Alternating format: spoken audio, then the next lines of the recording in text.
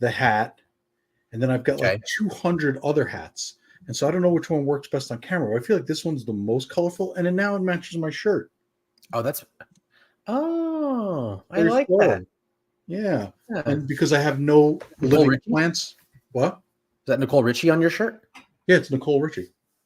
Great. I like your hat because I think like each of us are one of those three. Okay. Well, Daniel, which flower are you? I'm definitely the blue one because I need to be different. I need to stand out. I know. That's true. I think which one is that one there? I like the one on the right there. Is that pink? No, that one. Yeah. Is that your right or his right?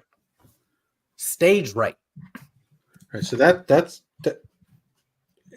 StreamYard right. StreamYard. That's StreamYard right. Yes.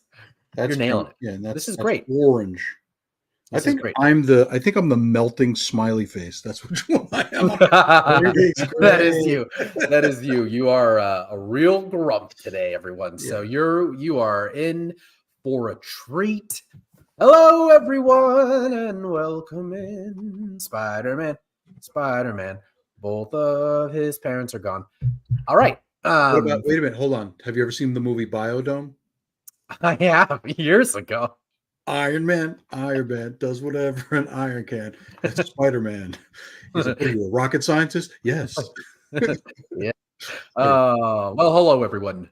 Thank you all so much for joining us. We'll let everyone sort of just hang out and come in. This is a very calm and relaxed show today, Alex.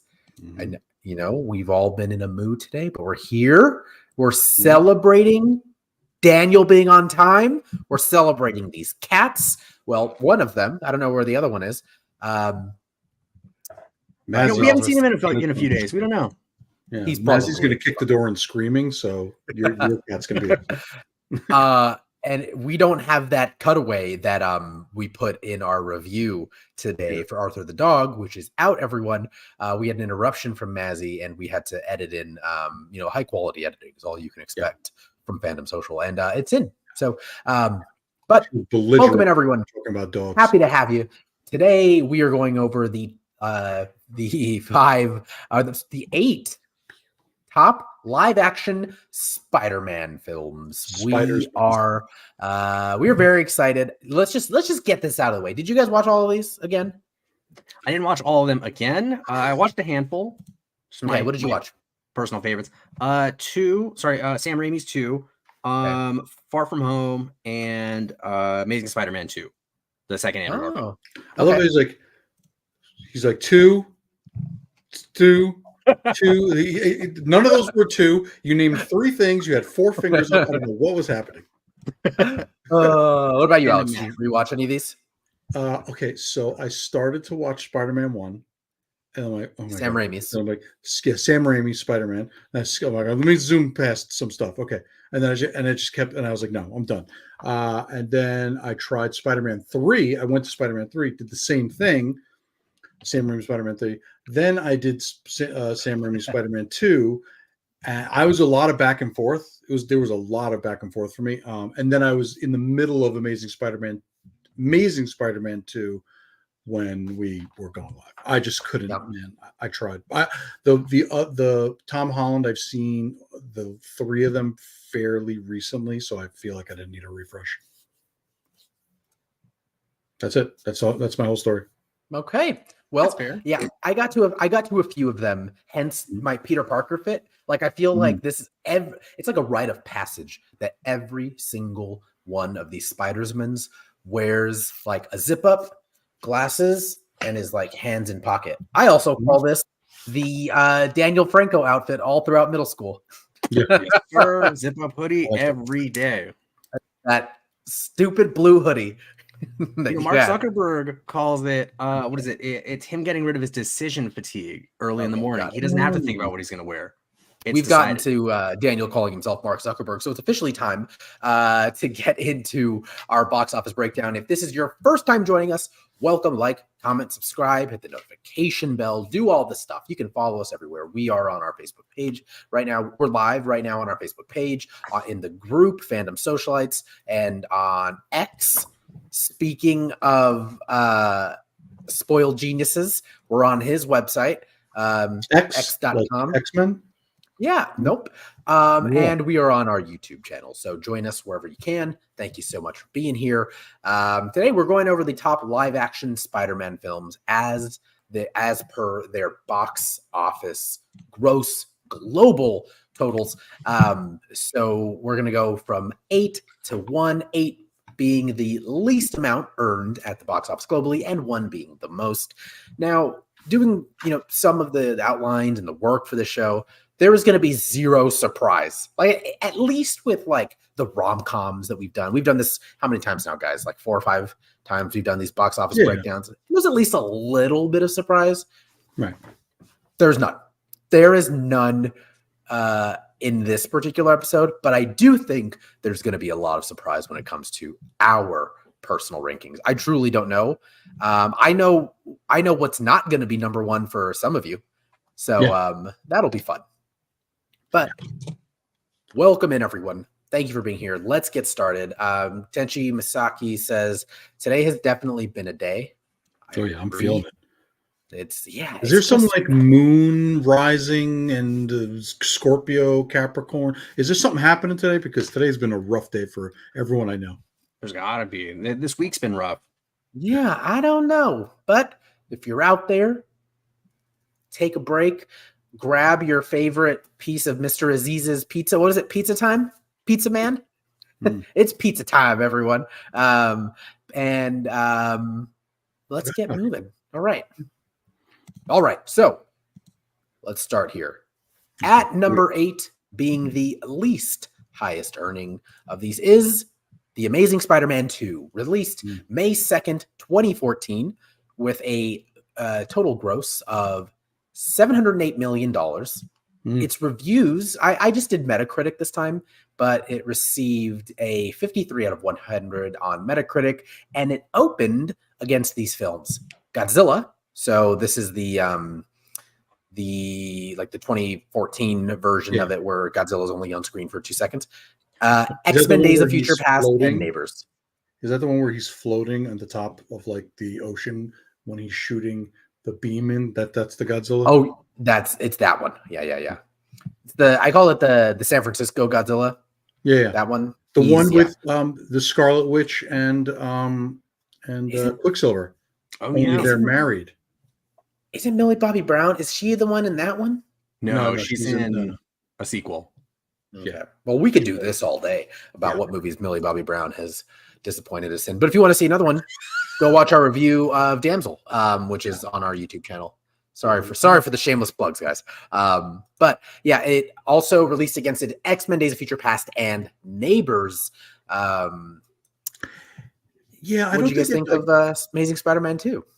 I'm also just thinking about how it would have been a tough sell between The Amazing Spider-Man 2 versus X-Men: Days of Future Past, because that was a lot of hype on that. So, but a lot of hype. I'll let Daniel go as to what he felt about this, because he also saw it recently. The second one's not my favorite. It's pretty low on my list. It felt the most shoehorned. I don't know. I feel like they were definitely riding the hype train, but there wasn't as much heart as put into the second one as there was the first one. And I like the Andrew Garfield Spider-Man for the first movie, but yeah, the second one, it just didn't hit for me. Do we have any images, Daniel? Did you pull any for Amazing Spider-Man 2? I did. Yeah. I know you pulled a ton. What are we looking at here? Because the poster, I've got Jamie Foxx as the villain. Okay. Spoiler. Spoiler for this old ass movie. Oh, you know what? Actually, it doesn't look like all of them came into the StreamYard. So, but I do have some assets of like some other characters from the first movie, like no, this is from the second. This is from 2. Yeah, this is from the second. And Paul Giamatti too. I do have that one. Well, that's a photo. I love this photo. He's in the opening of this movie. Like the first 5 minutes, just like, bam, Paul Giamatti. That's one thing that upset me, by the way. He's like, oh, make way for Alexi. I was like, no one's saying that to no one who can hear you. If he opened the window and screamed Oh. it, I would have been more like, yeah, well, make way for the legacy. I'm like, awesome. But he like screamed it to himself in a car as he's driving the truck. I'm like, what are you doing? Yeah, Yeah. it's like who's this for? Who is this for? There's like- cheesy cheesy superhero movie, and then like camp superhero movie, and they just didn't quite ride the line. Yeah, They didn't get either one of those. Oh, so well, let's just reveal here, Alex. Where does this rank on your list here? Well, you didn't let me talk about the movie and how I felt about it, but honestly, man, you're both gonna hate me, but it's like 5. Okay, Yeah, it's 5. It's 5 for you as well. Actually, Sam? no, it's 6 for me, but I do hate him now after revealing it. Yeah. It's 8 for me. It's my least favorite. Really? Yeah, it is my least favorite of all of them. I rewatched all of the last of them. So I watched Amazing Spider-Man 2, Spider-Man 3, and No Way Home. And then I rewatched Spider-Man 2 because it's pizza time. Eliza is never late, nor is she early. She arrives precisely when she means to. Welcome to the stream. So yeah, it was 8 for you, huh? Yeah, I didn't like it too much, and I have my thoughts on Andrew Garfield's Spider-Man overall. I mean, we can get into our thoughts on like the best live action Spider-Man overall. I think maybe towards the end or however we want to do that. But I'm curious, one, where does, for everyone in the chats, how do you guys all feel about Amazing Spider-Man 2? I don't remember this movie. Like, I don't remember any hype around it. Like, I don't remember a lot about this. You want to know something funny? I am watching the movie, and I do not remember the first 10 minutes of that movie. I don't remember the airplane. I don't remember any of that. Yeah. Because this is not a movie, for a movie that's number 5. This is not a movie that I watched multiple times. You know what I mean? So like, or that I was very passionate about. I do have feelings about things about the movie that I do like. There are parts of the movie that I love. Very few parts. But for the most part for me, the movie is just like, okay. Yeah. And then the end is just like, let me go. Please let me out of the movie theater. I'm in prison right now.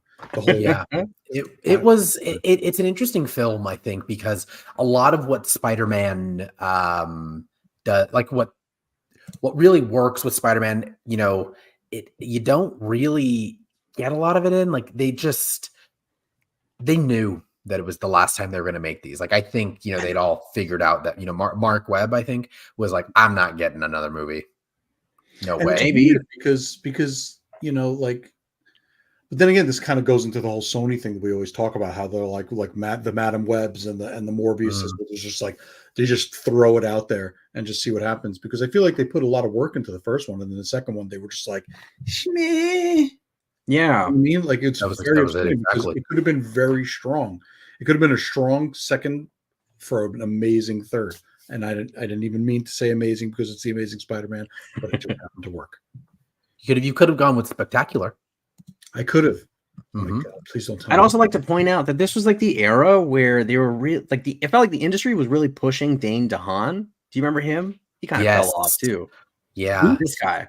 Dane DeHaan. Oh, yeah. Yeah, he was in everything. Pretty hard. He fell off. That he was in that big sci-fi that he was in, but it's Chronicle. Yeah, not good either. Tenchi asks, was that around the time that Disney was talking to Sony to collaborate in the MCU? Probably. Yeah. I think at this point, the talks were, happening.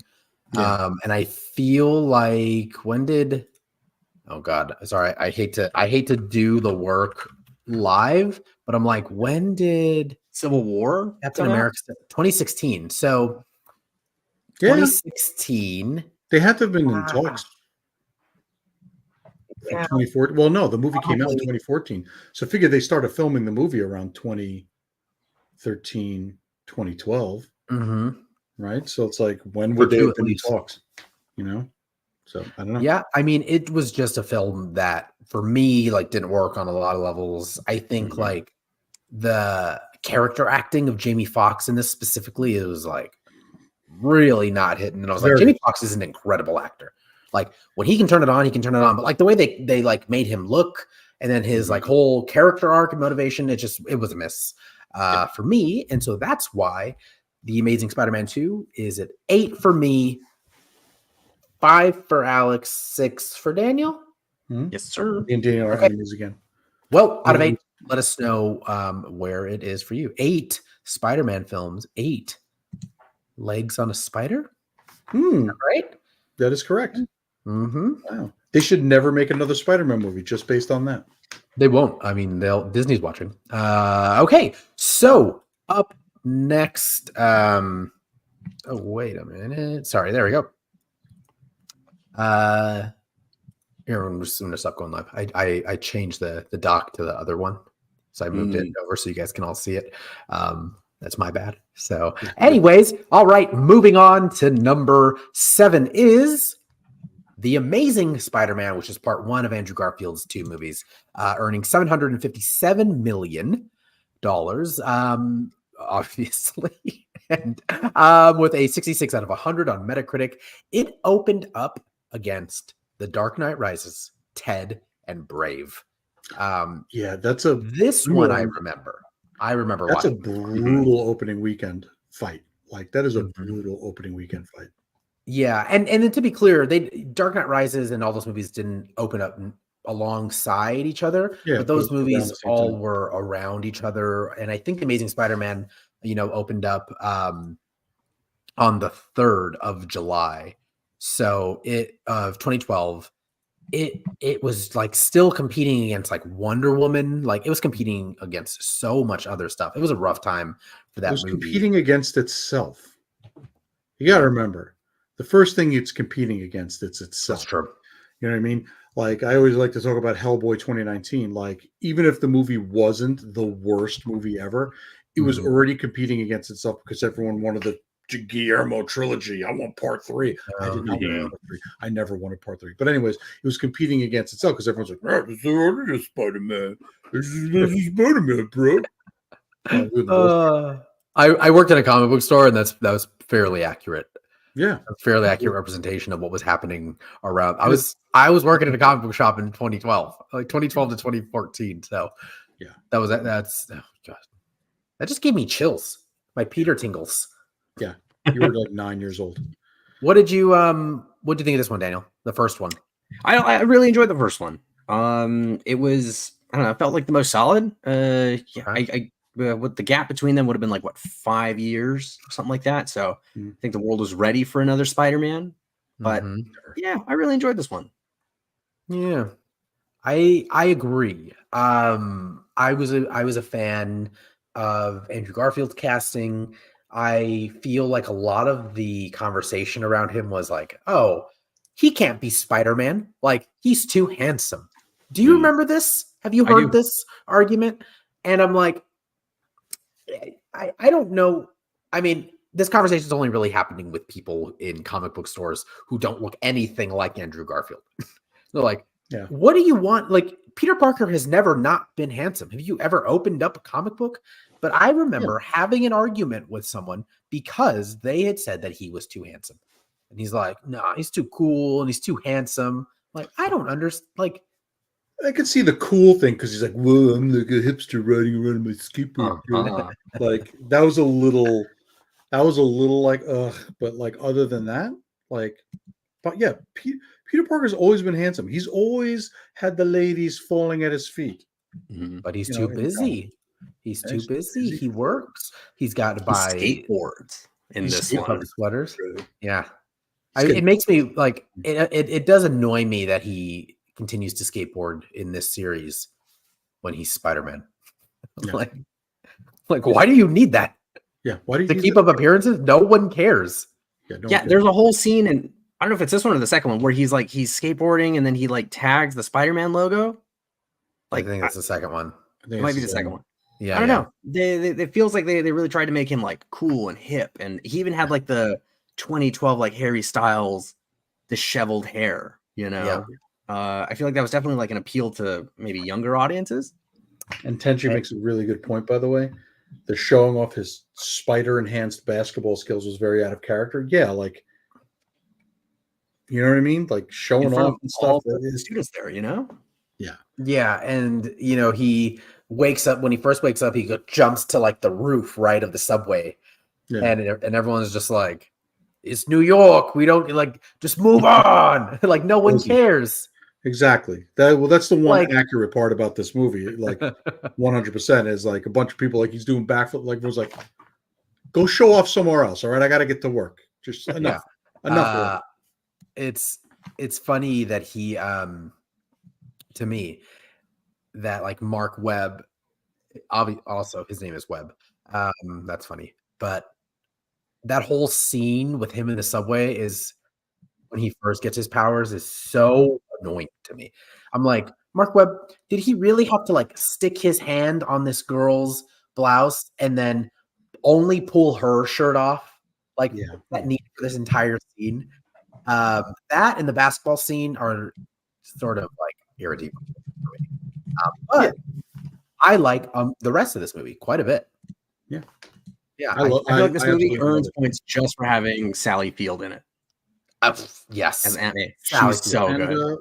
And what's his name? I almost said Martin Sheen. Short. Martin Sheen. Yeah, Martin Sheen. Martin Sheen. Yeah. Not Martin Short. Martin Sheen. If Martin Short, could you imagine? Oh, I would love Martin Short as the villain. He should have been the Lizard. He would have been fantastic, Martin Short. Oh my god! But it had Martin Sheen. It had Sally Field. It had Reese Ifen as the Lizard, or Dr. Kirk Connors. It had Dennis Leary as Stacy. Captain Stacy. Yeah, Captain Stacy. Oh, Emma Stone. Oscar winner Emma Stone as two-time Oscar winner, everyone. If you want to hear what else she won the Oscar for, you can see our Oscars show that we have on our YouTube. So two-time Oscar winner Emma Stone. So it's like they had a really strong cast. She was fantastic as Gwen Stacy. I did like that they made Gwen Stacy, who, for the comic book people, that's his first love. You know what I mean? And had to have the Captain Stacy situation. And spoiler alert. Obviously, we know that there's a lot of death in this, but that's the thing with Spider-Man. That's what I always loved about Spider-Man is, and I think they really captured that in this movie, is that he's driven by guilt. He's just consistently driven by guilt and failure. And he constantly has to figure everything out and do everything himself with no help from anybody else, including Tony Not an Avenger. Not an Avenger, not a billionaire with a private jet with a 3D printer in it. Myself. Yeah, so you don't get himself. And I'm using my one curse. Okay. The most important thing for me in a Spider-Man is that he's a dick. That's what he is. Okay. Interesting. He is. If you read the comics, he never gets into a fight without really being the most obnoxious, not just quipping, obnoxious, insulting, sometimes just downright mean. He is mean. He could be mean sometimes in the comics. And like that's why he's like my favorite, right? So I think that Andrew Garfield kind of nailed it. Like that one scene where he's like, "Oh my God, you found my weakness." And he's like, "The knives, please." Tiny knives. Yeah, that's genius. The physical comedy is there. Absolutely. I feel like he more than anyone nailed it. And especially in this movie. So yeah, where's it on your list, man? Yeah. Okay, so where is this on everyone's list? For me, The Amazing Spider-Man is actually 3. So no, there we go. The Amazing Spider-Man, the first one, is number 3 on my list. What about you guys? That's number 4 for me. Number 2. Ooh, pretty way higher on our list, I think. Do you think that it would have been number 1, but like I've after rewatching some other films, I was like, oh, you know what? I really like this one a lot more. But anyways, continue. Yeah. I think these movies have been specifically Andrew Garfield's portrayal of this has been given so much credit after his like media whirlwind during the MCU phase. Like, I think people went back and rewatched it, and I'll be honest, there's a lot of people who are just terrible and they just hated stuff because they're just like, this isn't the Spider-Man that I grew up with. And they're like, I just refuse to watch it. Just look what happens with like Star Wars, with pretty much any fandom where they're just like, I'm just not going to watch this because it's not my version. And I think Andrew Garfield got hit by that bad, but he did, and it broke my heart. Is the best actor of all 3 of them by a mile, by a mile. Country mile. By a country mile. This is just a personal opinion. This is not the official position of Fandom Social, and I don't know if you guys have any rebuttal to that, but I think he's the best I have no rebuttal. Yeah. His quieter moments where like he's doing that thing with Aunt May where he comes in and he forgot the eggs, right? And like he has his hood on, and as soon as he takes his hood off, he's all busted up and like bruised, and like it's Sally Field and Andrew Garfield having like a moment. If you remove Spider-Man from that, like that's such an incredible scene. And I literally just rewatched it because I remember that scene. It is so like it's such an important scene. And I think that like for Alex, where Spider-Man being a bit of a dick is kind of crucial, right? Because it's built into the comic book characters. We've all read Spider-Man comics to I don't know till our fingers have bled. For me with Spider-Man, it's like his relationship with Aunt May is important because it's like the one thing grounding him, and Andrew Garfield by a mile has like the best portrayal of that. I feel because it's such a strained relationship, which it is in the comics. Like it's not so hunky dory and like we see like in the MCU version. And BT Dubs, here we are saying we weren't going to talk about our favorite Spider-Mans, and we're doing it anyways. But I think maybe just saying. Yeah. Curious, Daniel, what makes a good Spider-Man? I'll be honest. Aunt May needs to be right. They have to get the demeanor correct. Like Andrew Garfield's Spider-Man being kind of quippy and more bantery, that's spot on. I feel like Tobey's was what didn't have any of that. He didn't have the persona of Spider-Man. Here's your change. Literally. I was thinking that. What does he say? I don't see where that's my fault or that's my problem or something. Oh yeah. Looking back now, probably that's Peter Parker saying that, but I don't want to get into semantics. All right, yeah. But I don't know. There's a lot that goes into making a good Spider-Man, and I feel like if you want to start from the ground out, if that makes sense. Yeah, because this thing he has to be grounded first, driven by guilt, broke.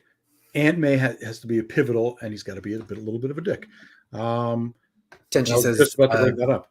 Do you mean like what's happening with the Crow? For everyone who doesn't know, there is a Crow reboot. We've been meaning to watch this trailer with you all a couple of times now. We just haven't been able to get it in anywhere. Probably not this episode, but very similar. Like with the, oddly enough, because I'm also a degenerate who's in tons of subreddits and stuff. Like I'm in like a movie subreddit, and right now it's being taken over by Roadhouse. Right? Really?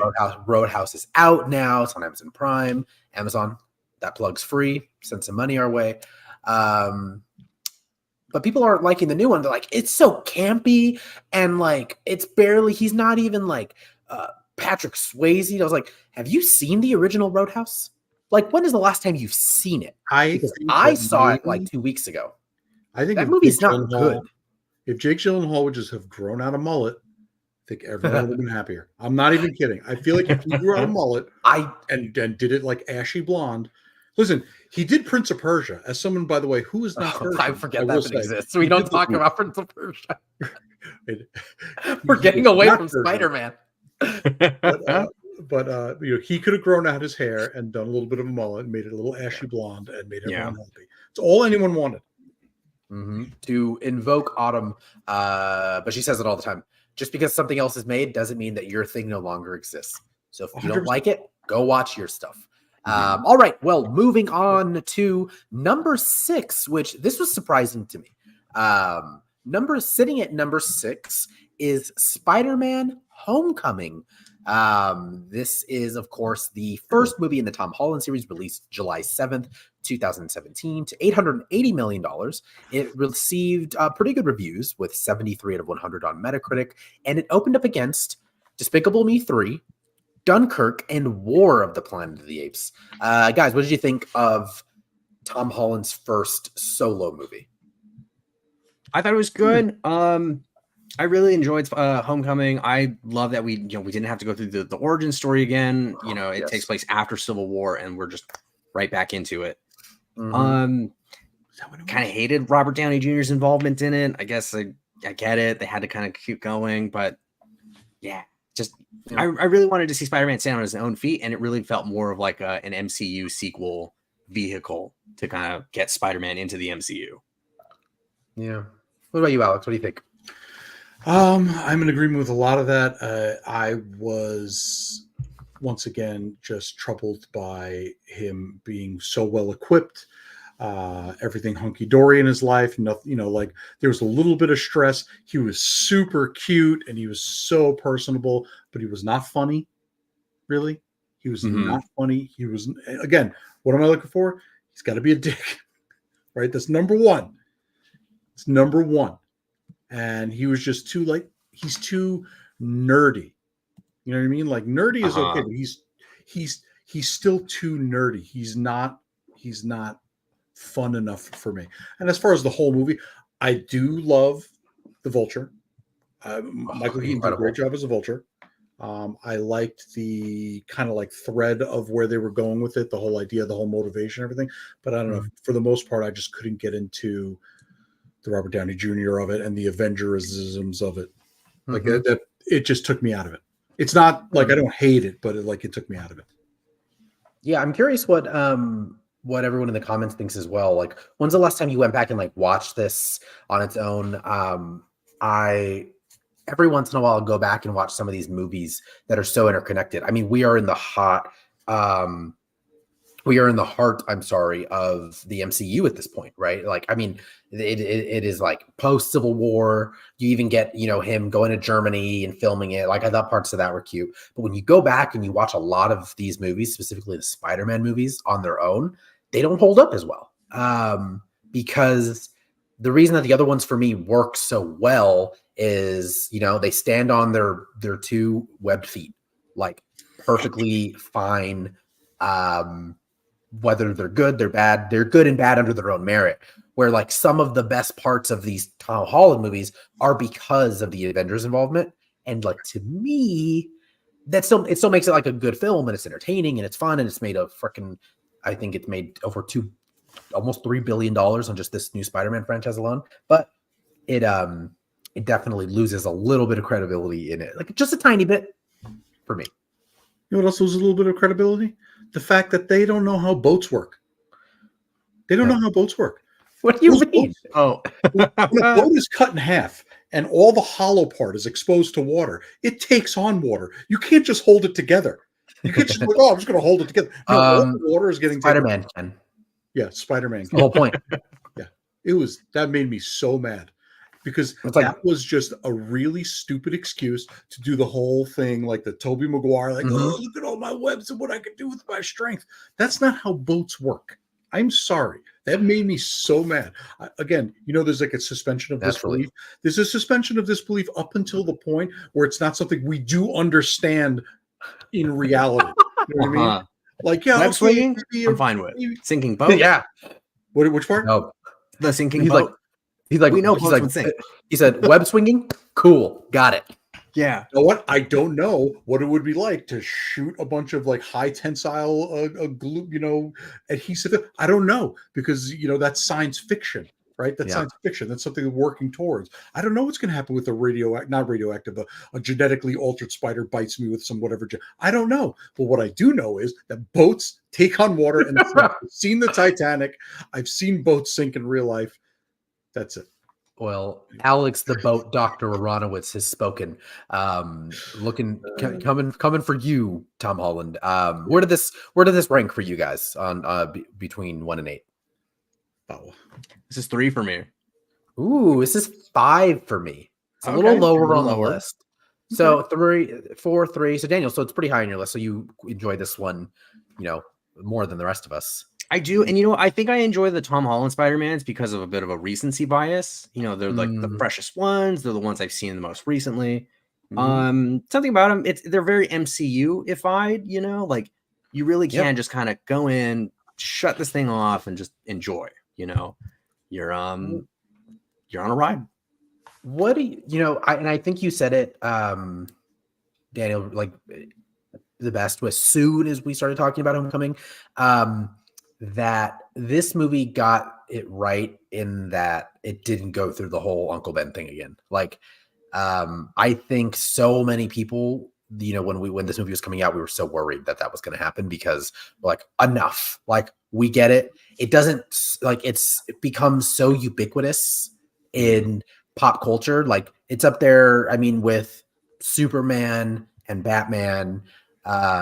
We don't want to know anymore. Or like, we don't need to see it. It all it's doing is like putting you you're just like writing yourself into a hole at that point. Right. Like, and so I think this movie taking time away from something else like that you could be focusing on, because like legitimately, comic book stories is like American mythology, right? It's the mythology that we have created here. You know what I mean? And it is part of everyone's DNA at this point. Like, everybody knows. You could never read a comic book in your life, and you know that Uncle Ben, Krypton blows up, Bruce Wayne's parents get murdered. Even like Star Wars, you know that Darth Vader is Luke Skywalker's father. You were born knowing. It's a busy week. You are born knowing all these things at this point in time. So by skipping telling it again, it gives you time to focus on something else for 5 freaking minutes. Yeah. So let's go to the comments here really quick. Desmond says, Alex, the Raimi movies don't know how trains work. We haven't gone to Raimi yet. You don't, please, Desmond, don't. Then she says, they were all basically Spider-Man and his amazing friends. Tales like the issue of Marvel team up. First was Spider-Man and Iron Man, then Spider-Man and Nick Fury, then Spider-Man and Doctor Strange. I agree. And I think Tom Holland is an incredible Spider-Man who doesn't need all of that to make a great film. But it's just at the point, Marvel, you have to understand, is trying to get as many of these characters in as they can to market it as many times as they can. 14 Million says, because they don't need to. They don't. No. They did not need to do that. It could have stood on its own. Like you said before, they could absolutely have stood on their own, especially the third one. Yeah. I mean, 14 says, doesn't Aunt May become the MC's Peter's Uncle Ben? Not necessarily. Sure. Like in like the one cent in like one, yeah, in a couple of ways, but like, I mean, not really. I don't think so. But like, but I could see how you would think that. But also, just wanted to mention Batman's parents. I was just about to mention Batman's parents, and then Desmond says, you can't talk about anything without talking about Batman's parents dying. Like, it's literally the only thing. Oh my God.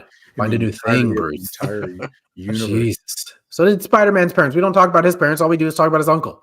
By the way, we didn't get to talk about that. Point. That's what I also liked about the Amazing Spider-Man movies, is that they brought up his parents. Like, everyone's like, you never hear about his parents in these movies. You only know about him in the comics, and you got him in the movies. Hey, I will say, I'm kind of sad that we never got to really see what was going on with the parents. They were like research spies or something. They were trying to be assassinated. Excuse me. There was an assassination attempt on them. I couldn't tell what was going on with that, and it felt so like out of place. So I don't know. There's one more thing to harp on. Resolve it. You know what I mean? When you don't get to resolve it, it's just pointless. And that's what makes me mad. Like, I wish that Sony just would have done a throwaway. They did solve it, actually. They had not returned books to the library. That's who was hunting them. Thank you. That's what that so was. Return your books. Catch you. Facebook user says, Martha, head over to, is it StreamYard.com/ Facebook, I believe, and you can give permission so we can see who you are. Unless you're telling us your name is Martha, then what a coincidence that is. Is this the same Facebook user says, if he's not handsome, how does he land Black Cat and supermodel Mary Jane? Because he's Spider-Man. Andrew Garfield, yeah. Andrew Garfield, yeah. And Felicia was in Amazing Spider-Man 2. Oh, I would have loved to have seen that play out. Sorry, I'm just kind of going back. His relationship with Black Cat is by far his most interesting relationship to me. But that's a comic book conversation. All right, moving on to number 5 is Spider-Man 2 by Sam Raimi, released June 30th, 2004, to $788 million. It is technically beneath, but when adjusted for inflation, it's just slightly adjusted out. It earned an 83 out of 100 by Metacritic. It released up against Harry Potter and the Prisoner of Azkaban, Shrek 2, Dodgeball and Underdog Story, and Chronicles of Riddick. Wow. That's He like went up against IP Shrek heaven. 2. That is the battle for the ages. Spider-Man 2 versus Shrek 2. I think Shrek 2 is like widely regarded as like the best Shrek movie. So that's a real head-to-head competition with. That's just facts. That's just facts. That's just it's not even like considered. It is. Mm-hmm. It is what we say last time. The Godfather 2 of Shrek movies. Of swamp ogre movies. It is the Godfather 2 of swamp ogre movies. Slightly above Deliverance, I'd say. So. Okay, I mean, yeah. So Spider-Man 2 is a Sam Raimi's film. This is with Alfred Molina as Doc Ock. Of course, it's got James Franco back in. It's got of course, Mary Jane Watson is back. Who else do we have here? There we go. There's the cast. Young James Franco. Look at him. I really, I've always really enjoyed this film. I'm just gonna give my hand away early. It's my number one. I know this about you. This is my number one. This is most well. We should also give people some context. If you were just joining us, welcome to Phantom Social. Welcome to our live action Spider-Man box office breakdown. We're going over all the live action Spider-Mans 8-1. Also, me and Daniel are related. We grew up with each other. So around all of these Sam Raimi movies, we watched all of these together, multiple times. We had the toys, we had the costumes. I think you were Spider-Man one year. Yeah, we went to all the theatrical releases. These were jam. I just dressed up as Harry Osborn and threw money at Daniel. This is usually what would happen. I'd love to hear everyone in the comments too as to where all these movies land for them, like especially Spider-Man 2, which is widely regarded as the most popular Spider-Man. Like that's almost everyone's Spider-Man. So please in the comments let us know before we get into full discussions about it. Yeah, it is also it's number 5 as far as dollars and cents go. May and Peter didn't get a dime of that because they were still poor. But it is the highest rated, both by critics and by users. Over 1 million reviews on IMDb, and it's still sitting at like an 8.8, and hands down the highest rated of all of them. So universally beloved by critics and fans alike, but only 2/3 of this show, I'd say. Alex, what did you think of this, and where did you rank this movie? Well, I ranked it at number 6. It's going to be a long story about me and Sam Raimi movies and me and these Spider-Man movies, but I have not seen this movie since it came out in theaters. Until today when I tried to get myself through it. I do remember, this is my ex-girlfriend, Maria. Me and her went to go see it together in the theaters. We saw the first one together in the theaters, we saw the second one together in the theaters. And as we were leaving, I was like, I can't, expletive. I hate that movie. That was the worst. And someone, I didn't say it that loud. I just said it to her. And someone was like, well, why didn't you just leave the movie? I'm like, I'm sorry, comic bro. Like, relax. I'm sure. So even before the internet, you had comic bros who just can't let you have your opinion, even in quiet private. But yeah, I really didn't. I hated the movie. Like when I first. Not that much. If it's only 6. Well, we haven't gotten. That's true. Now I'm curious to see what his 7 and 8 are. You know what my 7 and 8 are. It's the theatrical version of Spider-Man 2 and the extended cut of Spider-Man 2. Yeah, and the made-for-TV version. But watching it back, which it's a struggle for me because I still because I remember the feeling when I'm trying to watch it. I remember my feelings watching it the first time, and I remember the era. And honestly, there's not a lot of movies during the early aughts that I can say that I actually like. I kind of hate that whole decade of movies. So you hate Harry Potter and the Prisoner of Azkaban? No, I don't hate Harry Potter and the Prisoner of Azkaban. Hates it. Shrek 2? Love it. All right. Dodgeball? I didn't say every movie. What? Dodgeball? Dodgeball. Yeah. Dodgeball's fine. Yeah, that's fine. Dodgeball. But anyways, Chronicles of Riddick. I feel that Alfred Molina and the Doc Ock arc was very interesting. these movies are just so poorly acted and so campy and so poorly written that I can't deal with them. And again, he is such a sad sack of Spider-Man. He is not Spider-Man. He's not Peter Parker. He's just like the only thing I like about these movies is freaking J. Jonah Jameson. Anytime he's on screen, he's the best. I'm dialed in. But other than that, like he's like, I'm this, that, and all Mary Jane. And him and Harry are talking to each other, and Harry's like, won't you? And of course, you got the James Franco bad acting, who's like, would you tell me if you knew who he was? I don't know. He's like, it sounds like you're auditioning for Mad TV. Truly, yeah. Well, that's this seems like a Mad TV version of a Spider-Man movie. That's exactly a good idea. Thank you. I agree. No notes for me about Spider-Man. Yeah. I was like, Spider-Man 2. I think James Franco is he's a ghost in the first Spider-Man. Like I barely remember him in it. But in Spider-Man 2, he is noticeably bad. I was watching it earlier today and I'm like, man, when he's acting as like this playboy billionaire being like, puts his glasses on, he embarrassed me. Like it was just like the way that he acts that whole scene. And then he saves him from the thing hitting him when the sun's blowing up. And he tells him as soon as he lands, as soon as he puts him down, this doesn't change anything. It's like, okay, fuck. Like, let him just help you, dude.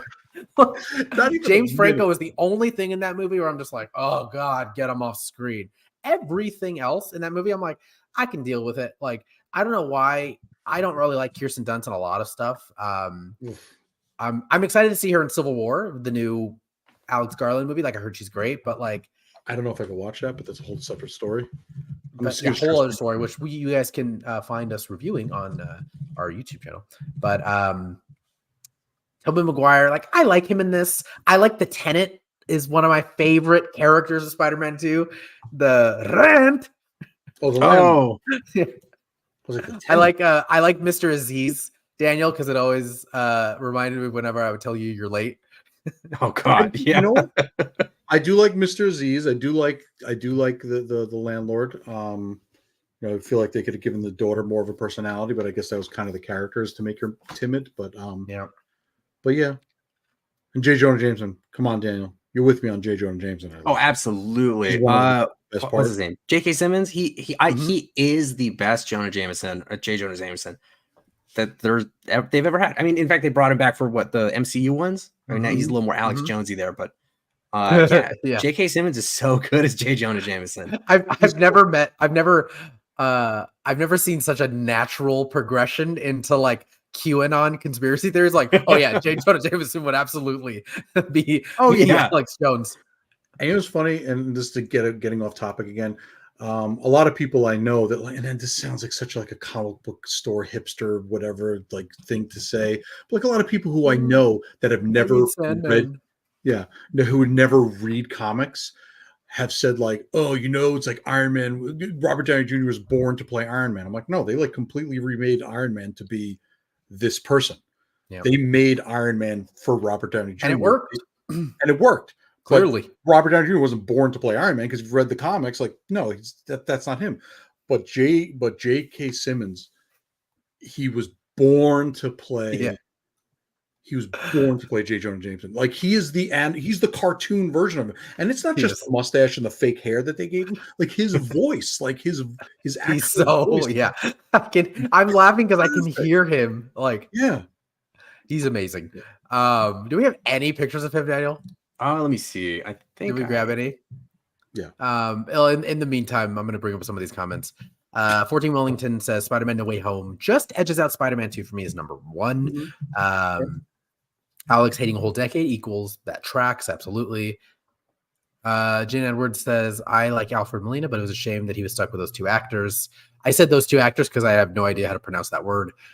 Milk toast? Oh, is that? Oh, that's not how you spell milk, but it's fine. No, Desmond Hastings said it took 20 years of growing up for Maguire to give us a good Peter Spider-Man. I agree. I disagree. I feel like he still hasn't gotten it.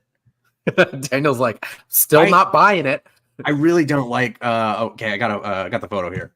Boom.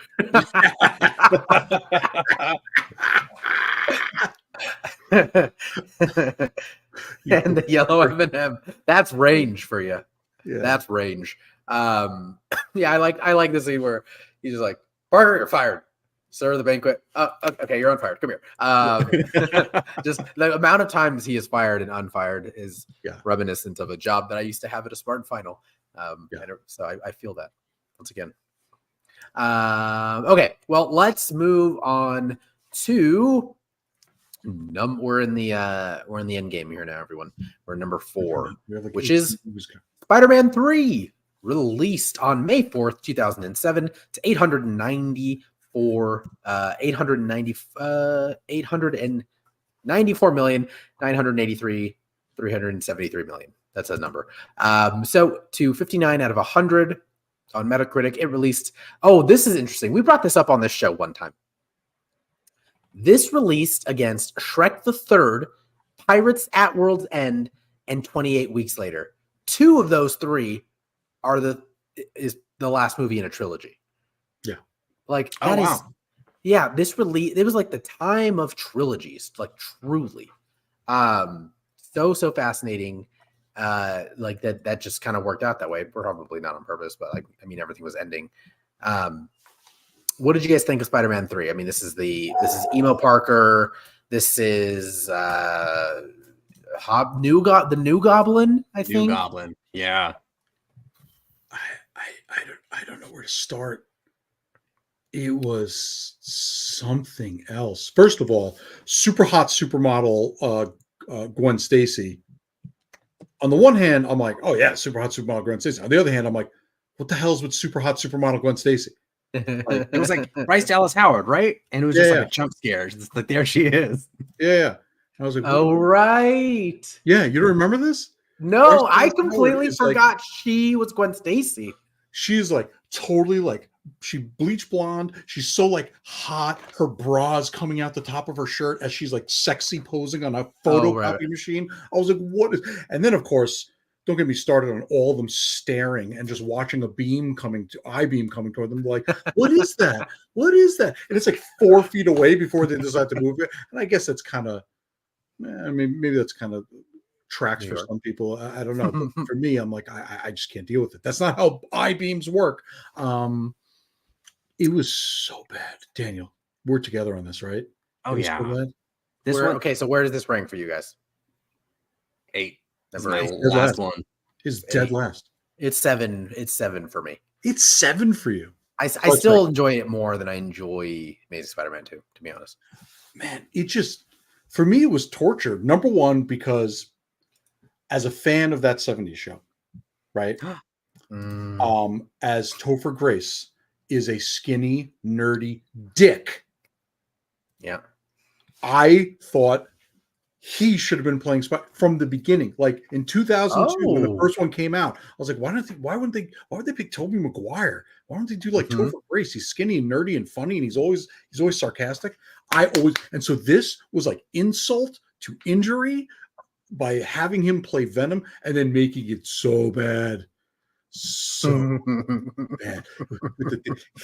I have Peter. Not even that. That's not even the worst one. It's when he's got the tendril sticking out. He's got the sharp teeth. He's like, hey, Peter. Yeah.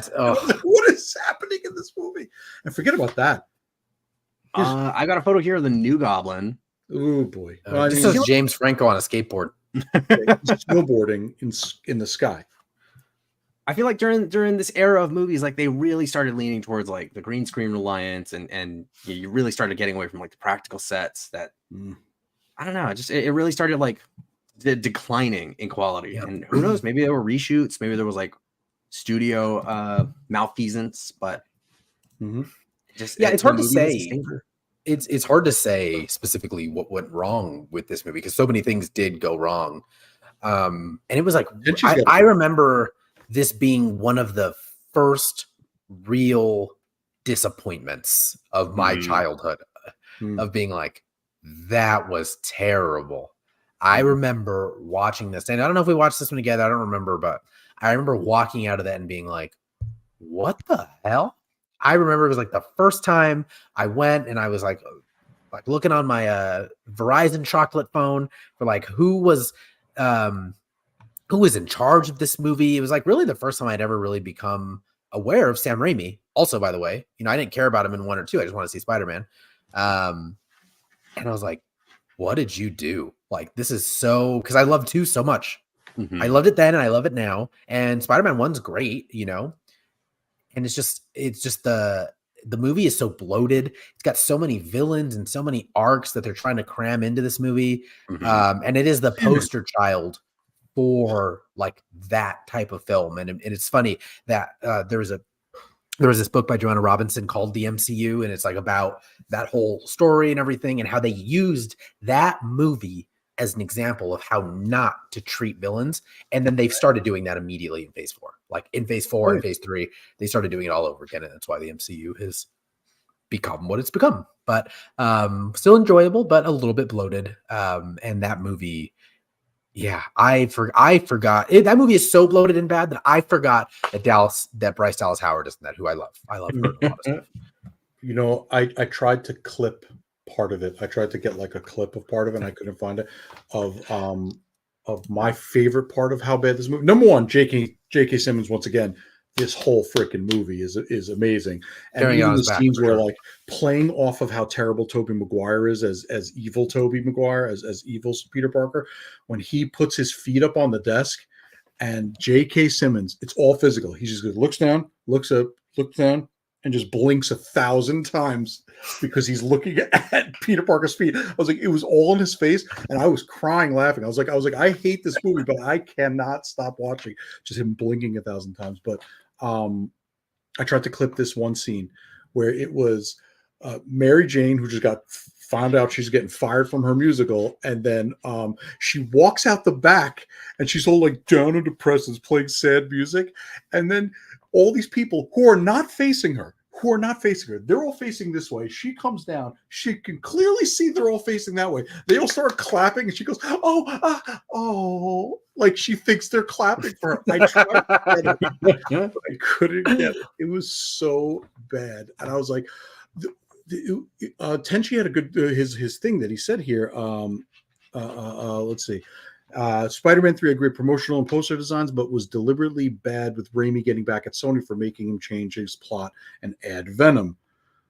The whole problem was Sony execs forced Raimi to add Venom in because the fans want it, and Raimi didn't want it at all. He relented, but tanked the movie on purpose. I don't know if he tanked the movie on purpose. I don't know if that's like public knowledge, if he's like said that this is something he's done, but that's I can believe that. That I can believe. And then the Spider-Man 3 of his comments there is Raimi's whole original resolution was a 3-way fight between Spider-Man, Evil Sandman, and a tweener unsure of his path, New Goblin. I'm not sure, was that like tween, like teen? Oh, okay. I was like, was it? Are we gonna get canceled for saying this word? What's this? That's been a great show, everyone. Larson B says it's Zack Snyder's favorite Marvel movie. I think that might be satire, but that just like stirred emotions in me of hate because of my disdain for Zack Snyder, and it would not surprise me. I got a screen grab, not a video, but that's her. Look at all these people and the way that they're facing, and she came from this stairwell behind her and thought that they were clapping for her. I hated it so much. I was so mad watching it that I watched it 10 times to try to get a clip. I completely agree that like Kirsten Dunst is not good in so many. You know what? She's not good in most of these, but she does show up in moments where like her face is like visibly disappointed in Peter, and I'm like, whoa, and then stale. Like, so it's very weird. She's had a very interesting arc. I mean, maybe we can talk about that on another. We can do that in our, when we're 10 years into the show, we're running out of ideas. We can do our Kirsten Dunst. Are we talking about Spider-Man 3, where after 6 minutes of being broken up with Peter Parker and she sees him again like a day later, I'm in love with someone else? We're talking about that part of Spider-Man 3? Is that the pie? Is that the pie movie? Oh, that's the This pine. one where it's like, or he does that thing. Do you know what I'm talking about? Oh yeah, She looks at the waitress and she's like how's the pie? And he's like, yeah, it's very so good. It's so good. He's All right, I don't know what's happening here. Well, you need to focus, Paul. Focus up. So yeah, Spider-Man 3, dead last for me. I still can't believe you enjoy it more than Amazing Spider-Man 2, but that's okay. Yep, I did. People are terrible. It can be terrible. Oh, Tuner says it's a wrestling term between. So yeah, and he's like an anti-hero. In between. I get it now. All right. Well, good to know we're not getting canceled. All right. So moving in to number 3 here is Spider-Man, the first Sam Raimi film, released May 3rd, 2002, to a total of $825 million when adjusted for inflation. It's just over 900, with a 73 out of 100 on Metacritic. It opened up against Star Wars Episode 2: Attack of the Clones, Unfaithful, the great Diane Lane movie, The Scorpion King, The New Guy, Spirit Stallion of the Cimarron? Cimarron. Score by Hans Zimmer. Score by Hans Zimmer. I'm just gonna say. Wait, was it really? Spirit? Was it really? Not no the idea. Spirit, the animated horse movie. Spirit, the animated horse movie. Yes, 100%. Scored by Hans Zimmer. And by the way, because I was so focused on this, I remember I said I feel like I hated every movie that came out around those eras. I went on to Wikipedia and I got every movie, Hollywood American-made movie. I didn't go for all the foreign films that came out that year, and there were 218 of them. Damn, 218 movies that year? That year. Just came out in that year. And I saw 30 out of 218 and you gotta remember, I'm a heavy movie goer my entire life. I only saw 30, and I did not even see Star Wars Episode 2 until it was out on DVD for a year. So that wasn't even my competition. This timeline of movies, do not love it. Yeah. Do not love it. You didn't love The Scorpion King? I did not love The Scorpion King. I did not love Jonah, a VeggieTales movie. I did like Jason X, but because it's terrible. That's true. Is that the space I one? also liked Insomnia, which was a Christopher Nolan film. Hey. That's right. Well, So anyways, he's always I doing didn't it. like this time. Ice Age, though. Ice Age. Oh, yeah. Ice Age came out in 2002. Yeah, but that didn't come out around this time. Like around Spider-Man. No, same year. Same year. Right. I'm just saying, I went through the whole year because I was like, I feel like I never watched movies that year because I hated everything. Dandelion. Desmond says Spider-Man was goodish superhero movie after the Lundgren Punisher and the Hasselhoff Fury movie. Nothing more. That's right. I agree. Well, let's start here. Where does it rank for everyone? Where is it on your list? Spider-Man 1. This is 2 for me. 7 for me. You just don't like them. It's number 4 for me. So Daniel, highest on your list. Why is it so high on your list? The nostalgia of it. This is like because I didn't read the Spider-Man comics. I'll be honest. I'll take my mask off. So the movies were really like the only exposure I had, and I feel like going back now, I appreciate this movie because like there's a lot of like actual filmmaking technique being done, which kind of sounds like pretentious, but like you can tell like there's practical sets, there's extras, there's like there's a fair amount of CGI, but like they weren't heavily relying on it. It was used to enhance rather than be like the meat and potatoes of it all. Yeah, I don't know. For me, it sticks out as like maybe one of the best with one of the most with longevity to it. Yeah. Like the rest of them are already kind of like burnt out in my mind, if that makes sense. I don't know what it is. I love the Raimi Spider-Mans, and I wasn't like I'm still not a huge Raimi fan, but something about them. Yeah, I think they are interesting. It's kind of number 4 on my list. It has like in the span of 3 minutes, it managed to have my favorite Spider-Man moment and one of my least favorite moments. The favorite being when Willem Dafoe's Green Goblin says, "Choose Spider-Man," and he drops Mary Jane and he drops the cable car, and you just see the cable car and MJ on his eyes. I remember, I mean, 7, 8, I was 10 when that came out, and I just being like, oh my God. I was like, I can still see it. I will forever see it. I love that scene. And then I just remember being in theater. I was a cynical little kid as well, but just being like, you mess with one of us, you mess with all of us. And I was like, oh God. Like, okay. Took me right out. And all of my knowledge growing up of New York came from these movies. So that's how I just assumed it was. I will say that like it represents a lot of New York pretty well. As far as like visually, because I guess they did have to film on site back then. Like they weren't just doing stuff. They were filming it in New York, and I loved seeing New York through the movie. I just hated seeing Spider-Man in my city. Get out of here! Get him out. I also really don't like this poster. I've never liked this poster. Looks like he's laying down. He is. He's like dragging himself. Like he's not like hunched up. He's just like laying flat. Yes, Sam Raimi's channeling his like Evil Dead, like for sure. I feel like he has to. Honestly, I feel like he had to have been. I don't think I've ever connected that till just now. Yeah, I hate it. And so I like this movie quite a bit. It's at number 4 for me. Also, probably the most iconic live action Spider-Man villain, Willem Dafoe as Green Goblin. Like I think he's perfect. And this like little yellow eyes that like slide up. Oh, I can't do that. I hate this so much. I hate that suit. Watching the movie again, they say, "Oh, this is like a government test flight suit." Why did they design? Why did the government make that?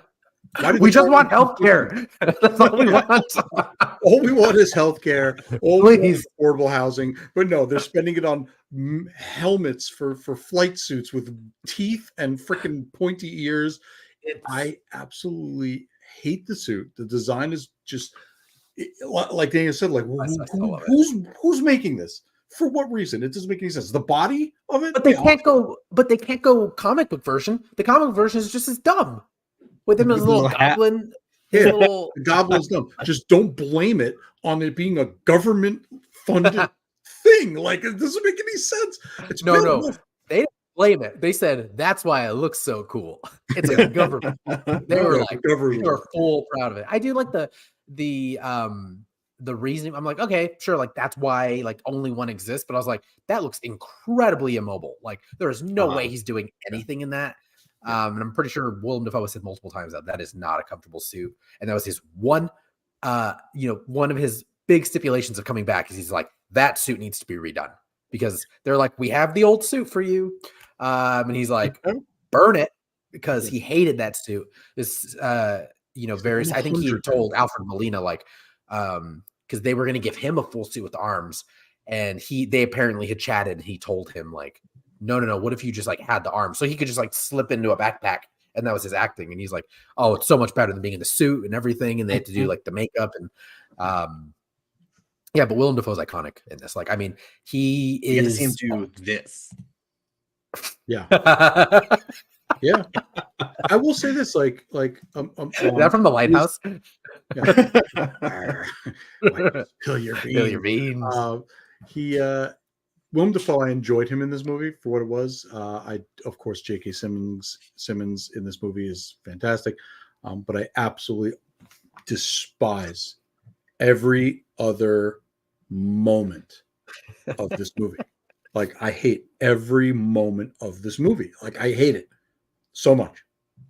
Like, I want to watch these with you so bad. You should watch them with me and just see me get angry and shut it off. Like, I think that ruined my day, to be honest, was watching these movies. I think it ruined my day because before we got started, so everyone knows, Alex is like, I'm gonna be honest, I'm having a real bad day, guys. He's been watching Sam Raimi Spider-Man movies all day. And once again, this sad sack. He is so just not even present. Forget about that. No, that's 3. That's the most personality he's had in 3 movies. I think this is the most personalities in 3 movies. He's good in Forget about the organic web. The organic web is just completely gross. As he's sitting there doing this and shooting white webbing everywhere. I'm like, come on, right now, enough. Which is also fine. It's also fun. I guess when you were younger, it was a lot funnier to watch. It's Sam Raimi. I didn't even question it. Yeah, literally never crossed my mind. At 9 years old, I mean, why would we? You know, and I'm like, sure, dude. Yeah. I feel like Tobey Maguire's best piece of acting in this film or these movies was in Spider-Man 2 when he's on the train. You know, after that, when he's asleep, he's not doing anything. He's just that's his best piece of acting. Otherwise, I can't. He's just a kid. He's just a kid. He's brutal. We won't tell. Giving him the mask. Yeah. I thought his acting was brutal. I thought Kirsten Dunst was brutal. I thought, oh my gosh, what's his face? I was in physical pain, like watching this movie. Like I was in physical pain watching it. I was so upset the whole time.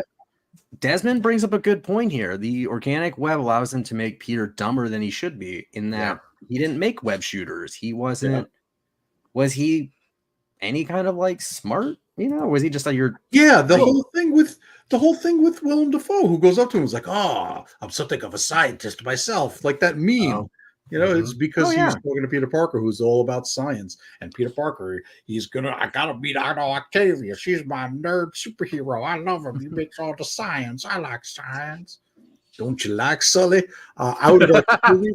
I would have loved this movie better if Sully played Spider-Man. He would have had more personality with his little ponytail. Don't you like Spider-Man? Stop. I'm gonna get distracted by thinking about that. But I was in pain watching this movie, and I'm very mad for making me watch it. I just think like watching all of these, I think about how much like technology has changed, like in the world. Imagine you're in the world of Peter Parker's Spider-Man when his suit comes off. He's like, he's just a kid. He's like, we won't tell. Yeah, immediately. That's all I'm doing. Great point. You know how many phones would be out today? Yeah. Mm-hmm. Actually, the only one I feel like I saw a cell phone in really was the third one, and it was like a Nokia, and it was like great. And she's like clicking down, beep, beep, beep, Peter. I was like, what is going on? And they use it to knock down a building. Those things are built so well. All right. Well, in Spider-Man 1. I forgot about that. Yeah. Bonesaw. You're going. All right. Well, let's move into the top two here. No surprise if you've been playing along at home. But number two, as far as highest grossing at $1.1 billion, released July 2nd of 2019, is Spider-Man Far From Home. This received a 69 out of 100 on Metacritic. It opened up against The Lion King, Toy Story 4, Once Upon a Time in Hollywood. And Alex, do you know what other movie? I don't know. Midsommar. Midsommar? It's Midsummer, but yeah, that's fine. It's pronounced Samar. I mean, some are saying it this way, some are saying it this way. It's fine. But this was a huge hit, obviously at $1.1 billion. But it didn't earn. It was the first time, I think, in someone can correct me if I'm wrong, which I probably am, but I think it had been about 2 or 3 years that when a Spider-Man movie or when a Marvel movie was released at the time, that it was not number one at the end of the month, because what was number one is The Lion King, a live action version. Well, no, dude, how? That movie, maybe. I don't care about nostalgia. How? Spider-Man Far From Home earned gross total 1.13 billion. Lion King, $1.3 billion. How? I don't remember that movie. I don't remember anyone saying anything great about that movie. Like, it was just bad. Like, even like, they're like, the music was direction. Like, they brought in Beyonce, Donald Glover was in there, all sorts of people. And they were like, this is terrible. Like, I don't know why we're watching this. 1.3 billion. It was all international, I'm assuming, but like, it had to be international. There's no way domestically that it did that well. It wasn't, and I hated when everyone was like live action. I was like, it's not live action. Like, I would just constantly correct people. It's not live action. Right? Yeah, it's not live action. No, there's nothing. Those aren't lions that they train to talk. There's nothing live action about it. That's impressive. Now that movie made me motion sick. The way that like all the animals bobbed, but like the background didn't. It gave me like a weird sense of motion sickness. I got queasy watching it. No, it was the script. I refused the script, Daniel. But Desmond says Far From Home felt too much like it was trying to be Euro Trip for me. I would have loved Without to see the nude beach. Yeah. Miss Cusi. Where I would have loved a scene where Peter he's like, oh, I don't have any cash, and he gives like a quarter to someone. He's like, I open my own Avengers. That's what I do. Wait, is that movie or is that the other one? No, that's the same movie. That's the right. It is right. Okay. They're in Russia, or some former Russian republic. Desmond says Far From Home was my least favorite Holland, 5 out of 8. Where does it rank for you guys? Far From Home, that's my number 5 of 8. It's my number 3. Wow. 6 for me. I just needed to put something there. Truly, I had to put it somewhere. And it wasn't. And he's like, he refuses to have any Raimi in the top 5. So yeah. What do you, this movie was an interesting departure for, I think, Peter Parker. Because like a majority of that movie is him kind of supporting himself, but you know, like they still didn't let him because it's got Nick Fury in it quite a bit. But I think this is the first time where I watched this movie and I was just like, oh, he's a good Spider-Man. And then you're like, oh, it's good. And then they like do the Marvel thing where they cut away or they undercut it with a joke. And there's a few moments in this where he's actually very good. But it is also my least favorite of all of these, of all of the Holland ones, because like, I think like so many of the characters in the Holland verse, right, are so I don't know, is Gen Z the right word? Like they have like a very particular cadence. And it's the same the thing they do in this movie, they did in, well, I should say what they did in Guardians of the Galaxy 2, they did in this movie. And I hate, it's why Guardians of the Galaxy is like one of my least Guardians of the Galaxy 2 is one of my least favorite Marvel movies of all time. Is I was like, everything that you liked in Guardians 1, they're like, let's turn it up to 11. They're like, you want more jokes, you want more zaniness, you want more like undercutting of emotional moments with jokes, let's do it. And I felt like Far From Home was that way for me as well. This was also the first movie that was out of that was after Endgame, right? This was the first post Endgame movie. This is actually considered the last movie of that phase for some reason. I get it, you know, and even though it doesn't really, I mean, there's a mural, I guess, like in this, but I don't know. Do you think this is a better direction for Holland's Spider-Man, or was it sort of like a regression? I think this was a better one. I feel like this was like where Holland Spider-Man really got to be Spider-Man, in that like he was constantly like flustered, trying to be a student, trying to, you know, be a hero, trying to be this, be that. I feel like that's where we got the most of that out of Holland. I enjoyed Jake Gyllenhaal as Mysterio. I've always wanted to see Mysterio on screen, and I really loved the look of him, but I didn't love the story. I kind of hated that they kind of like, you know, diverted a bit, but it works. Well, I feel like that's fun, Daniel. That's what Desmond said. In general, I don't like intricate bad guy revenge plots that are also retcons. They feel unearned. I wanted Mysterio to have a simpler motive. I agree. I agree with everything you said. I don't have a lot of great feel. Like there are things about this movie that I think are really cool.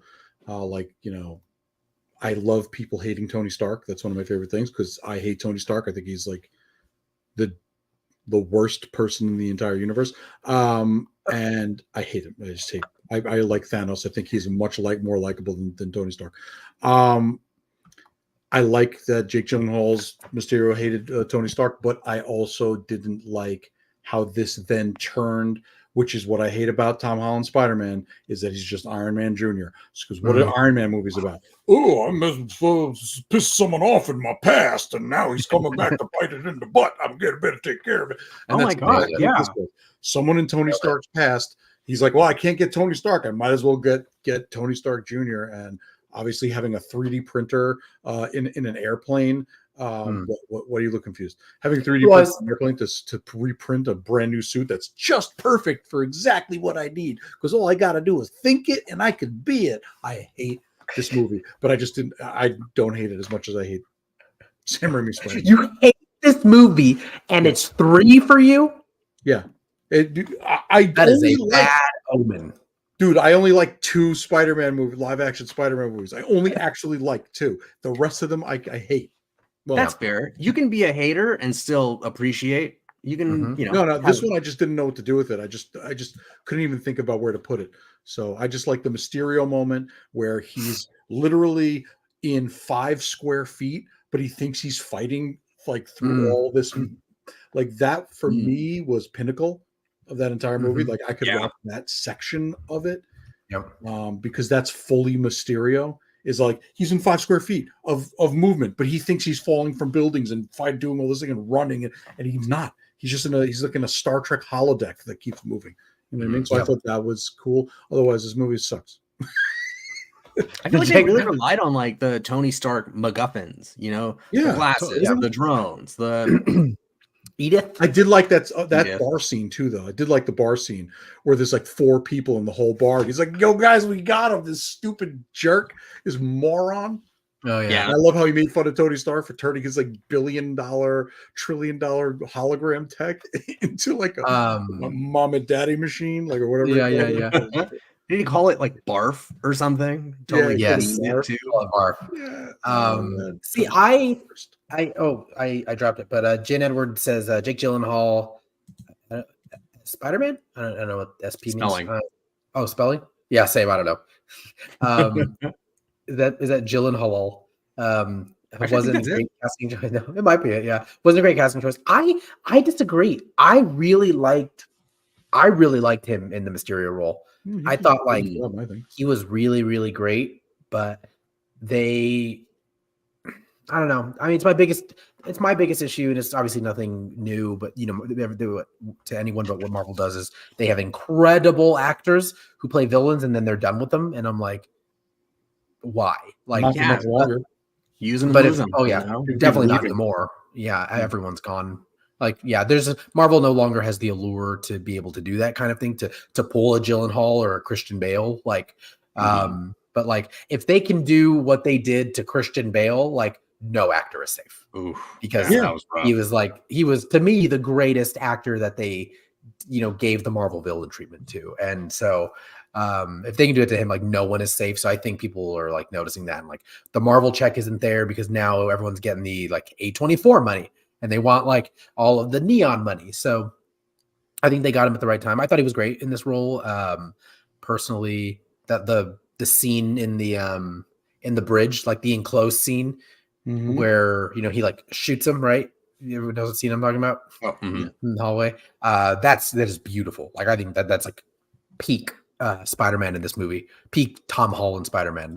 It's the first time you see him like acting too in that film for me. It's great. Yeah, doesn't say I like the Night Monkey stuff. It's pretty interesting. There's a shot, there's a scene where I think he comes out as the Night Monkey, and there's someone like speaking German on the street, and there's like they say something in German, something Night Monkey. That had me rolling in my seat, and I mean I'm sure it's the ADHD or something, but I almost wet myself laughing. Just little moments like that. There are little gems in those movies, but it's not enough to save it. No, not at all. All right, well. Brings us to number 1, which is Spider-Man No Way Home, released December 17th to 1.9 billion, almost 2 billion, to a 71 out of 100 on Metacritic. It released alongside Sing 2, Encanto, The Matrix Resurrections, Nightmare Alley, and Ghostbusters Afterlife. No chance against those. None of those movies had any chance. Gems. I mean, I was going to say Spider-Man, no chance against those gems. Spider-Man, no. Matrix Resurrections. I mean, seriously. Yeah, that movie. I mean, We're talking about Matrix movies here. Yeah, maybe. Do not make me watch the Matrix movies after you just made me watch Spider-Man. Are we all just convinced? Alex does not like movies. But do you ever see me talk about a movie I love? When I talk about a movie I love, the light turns on. Midsommar? You like Midsommar. Yeah. He loves Midsommar. Yeah. It's Midsommar. But I found an interesting note about this movie, which it just sort of solidified the entirety of all of these Spider-Man films, that every Spider-Man actor has dated the female lead in all the Spider-Man films. That's Yeah. true. Yeah, I guess Tobey Maguire and Kirsten Dunst dated for a little bit. Cool. Andrew Garfield and Emma Stone dated, and Really? Tom Holland and Zendaya. I had no idea. Mm-hmm. I don't know how brief it was, but they've all dated. Yeah, I just hate them. So, oh yeah, where is this for everyone? This is my number 7. 7. Wow. What about you, Anonymous? Number 1 for me. Number 1. It's number 2 for me. Wow. Okay. So, Daniel, why do you hate this movie? Wait, no, I think I went first last time. I think you Okay. guys should explain why this is so low on your list. Alex, is this accidentally number 1 or what? No, this one's actually not accidentally number 1, and I'll tell you why. And it's very layered. So, have you seen Top Gun, and have you seen Top Gun Maverick? Yes. Okay, Top Gun was a horrible movie. I hated it when I was a kid. Actually, I don't think I saw it when I was a kid. I think I saw like part of it, and I was like, "This is so stupid. I don't want to watch it." Watched the full movie, thought it was terrible. But I did that so I could watch Maverick. And Maverick, because 1 was so terrible, Maverick was this emotional redemption story for 1, for the first one. Okay. And so this movie, hating Amazing Spider-Man 2, hating the Raimi movies beyond belief, and also not loving Tom Holland movies. This, for me, like the first time I watched it, I was like grumpy. I'm not in the mood to watch this. The second time I went back and watched it, I was like, wow, this is great. All 3 of these Spider-Men are being redeemed for me because they're all of a sudden Tobey Maguire is acting, and I'm feeling his acting. Andrew Garfield, who I always loved, was being redeemed as an actor and character in the eyes of the world. Like the whole world was finally seeing like he is an amazing. God, it's so funny to say he is an amazing Spider-Man. And then, of course, Tom Holland. It gave me this level of emotion that I didn't really get from him in any of the movies, where he is so destroyed and he's struggling to make the right choice, and the other 2 Spider-Men have to come and make the right choice. And it was so beautiful. Yeah. That because of that, forget it. The whole magic. I'm sorry. I know you love Doctor Strange. I could have done without Doctor Strange. It could have been something else. Wong. Totally agree, though. A magic, a magic coin or something. I would have been fine. Just anything, but that was too much. I didn't want the magic, but it also gave all those villains redemption for me as well as for themselves. Like for me, like again, hating all these movies, seeing them all being done well, I was like, wow. I feel good now. It makes me want to watch the other movies, and then I watch them and I hate them, and I remember why I don't like them. But anyway, number 1 for me because of all of the positivity that it brought to these things that I normally look at negatively. And that's fair.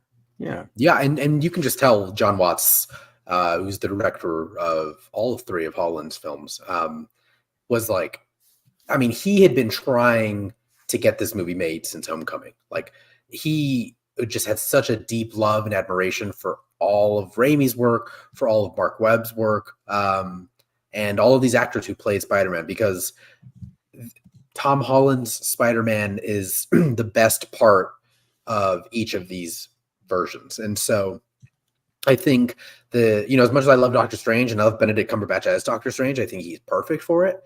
Completely unnecessary in this. You could have just, done a magic thing where, like Alex was saying, and like all of a sudden they're in this world and you're like, why? And that's part of the mystery. Like it's just too much Doctor Strange, but like Marvel just can't help themselves. Like they're like, we need to, like, because if we do this, we can push Spider-Man product, and we can push, I don't want to get into marketing. We don't need it. It doesn't need to be a marketing chat, but it's on purpose. And it worked, right? Because it made freaking it was like a couple million short of 2 billion. It's probably crossed 2 billion. And all of these movies are coming back in theaters starting, I believe the second weekend of April. They're all coming back 1 movie a weekend, starting with Sam Raimi's Spider-Man, and it's going to make more. And like, that's just what it's for. I loved so much, like, I mean, we all did, but like the moment of Andrew Garfield catching Zendaya and him like saving her, it's like, whoa. Like, that was the first time I didn't. The second time I watched it, I cried. Yep. Wow. Yeah, I got choked up in theater seeing that. I got choked up watching Tobey Maguire, right? Stopping Tom Holland. Like stop. I got choked up for that because for me, like I said, I had never liked Tobey Maguire as Spider-Man. Like I was like, he's just like a plank of wood. And this, I was like, and he wasn't even giving that much. He just gave just a little bit, and it was just enough for me to get real emotional about it. And of course, there's also the funny with the I'm an Avenger. He's like, really? That's so cool. What is that? What is that? What is that? You guys got to go to space? I want to go to space. Yeah. And see, on the flip side, like that kind of pulled me out of it a bit, you know, when they're like, oh, my back, you know, you're in a band. I want to be in a band. Or, you know, I feel like those are very like Marvel MCU bits. And I don't know. It kind of took me out for a moment. It's very Spider-Man, though, like to be bantery and nerdy about something. That's where I got it. Yeah. You know? I was like, you know, like, because that's what it would be like. You watch Into the Spider-Verse, how bantery, and across the Spider-Verse, you get 10 Spider-Men together. What happens? They're all just like, I'm the funny one. one. Imagine? Oh, I'm the funny one. Oh, I'm the clever. Like, you know. Have you ever been in a room with a bunch of other people who do a podcast and everything? Yeah. It's the same. Everyone's doing a bit. Everyone's working an angle. Yeah. It's the same thing. Ain't that the truth? It is such a I mean, there are just so many moments, and I think the thing that the MCU got right about this is like a lot of the comedic timing of Spider-Man engaging with other people. They don't necessarily nail it in Homecoming, but I think it definitely catches its feet. Ironically, I like Peter Parker much more in Civil War. Like I thought he was so good in that, you know, and he's adorable. Yeah, he's fine in the last two Avengers movies. Like he's good in those. And I will say, after watching Andrew Garfield and watching Tobey Maguire's movies, the one thing that they got right with Tom Holland is the music, because I've been listening to the soundtracks for the other Spider-Man movies, and they are not good. They are not good. Like Philip Phillips, who's an American Idol winner. You know, yeah, Dashboard Confessional is good. Like, but you know, there's like some of that, and it's like at least the needle drops. He has his headphones on, and he's like listening to them, and he just pulls them off, and he's like grumpy, and he makes his. Oh God, it was brutal, man. It was brutal, the music. Yeah, you know, I wasn't. It was hard to say, like with a lot of these movies where like they were where I was going to rank them, but then as soon as I started writing them down, I was like, oh no, it's easy. Like I immediately knew what I wanted like this movie to be, because these movies are just so of their time. Like they're like very much like a modern version of like what they're on a micro scale. What we see with like Star Wars, where it's like everyone has their version, and I think that No Way Home earned $1 billion because it's like we're putting everything, like everyone in the pool, because we're getting one shot at this. And I think truly also it's the last time it was the last like big Marvel event. I don't think we're ever going to get anything like. I don't even think any of the new Avengers movies. I don't think Fantastic Four is going to have the same level of hype. No one's going to care. No one cares. I don't think. I mean, am I wrong? Like, I'm curious out there for anyone watching who's still with us an hour and a half. Jesus Christ. So we'll wrap this up, but.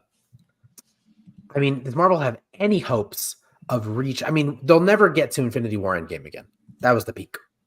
I think they managed a plateau instead of a drop with Spider-Man No Way Home and the $1.9 billion. But I don't think we'll ever get that again. Like I agree. I do truly think it's impossible. Like I think even Secret Wars maybe, and the only reason it would happen is because they would have to do like they would have to tell us Downey Jr. is coming back, all the whole originals cast is coming back. We're bringing back all the Spider-Man, Hugh Jackman, Patrick Stewart. Like they're all in the movie, and even then, I'm like, that's too many people. Yeah. Then there's like the movie. The movie gives you like 5 minutes of story, and the rest is, hey, I remember you. Hey, I remember you. Cameo. It's just Peter Quill reacting to everyone. Yeah. Like, is that a talking raccoon? It's like, oh, and you know what? You know what I was saying? Last point about No Way Home. Another thing they got right about Peter Parker is that he doesn't want any of these guys to die. So he literally just sits there and makes his whole point is he's like, these people are trying to kill me. I'm going to help them. That's the most Peter Parker thing in the world. That's what I love about the video game. the Spider-Man and Spider-Man 2 video games, he is like the most like, I just want to save everyone, including the guy who's literally trying to kill me. Okay. That's the most Peter Parker. I don't even want to know why it's 7 for Daniel. I'm very upset with him. No, I'm just kidding. You never told Daniel, it's fun. Solo. It's so bloated. There's so much going on. Don't get me wrong. I really did enjoy it. There was a lot of hype to it. I don't know if you guys were following like the Twitter leaks and stuff, but I was seeing so the trailer leaked. I think it was like the day before the trailer actually came out. And it was like unfinished. There was all the CGI wasn't in there. There was set leaks, and it was like the photo of Andrew Garfield where he's like holding on to that pipe thing when they're talking about like, oh, my back, you're in a band. I want to be in a band. Oh, right. It was that shot, and everyone was like, oh my God, like this is it. This is them. There was photos of Tobey Maguire going into a costume fitting. And everyone's like, oh, well, this is where they designed the Marvel suits. Like, what could he be doing here? So the lead up was there. I feel like it was kind of obvious with where they were going with it. So I don't know. Maybe it was just like I overhyped myself. But, with Doc Ock getting like the nano suit thing, and there was just more MCU MacGuffins, the magic. I mean, I don't like Electro as a villain. And he was, pretty big part of it. I feel like the sum of its parts wasn't adding up for me. If that means. Wow. Wow. To be clear, talk about a mic drop. That was not me and Alex doing that. We didn't kick Daniel out. I was gonna do it. I'm being silenced now. No, there's a back button on my mouse, and it is in the worst spot. Yeah, he's just like, No Way Home. I hate this movie. If you like this movie, you're an idiot. That was my mic drop. Tom Holland is a child. Goodbye. But all right, well, let's get into one last comment here. The problem of No Way Home is that they introduced a new subplot that made Ned sorcerer. This film didn't need any more things to pay off in the future. It was already full enough. Oh my God, totally I forgot about that. Yeah, I really wish the Goblin killed Ned instead of instead of Aunt May. Yeah, or at least together. Let them go together because he had a crush on Aunt May, right? So he did. But it ends where I want every Spider-Man to be, right? No one gives a crap about him. He's alone, broke, and he's full of guilt and horror and all the stuff that he has to deal with. Agreed. And he's still going to do the right thing.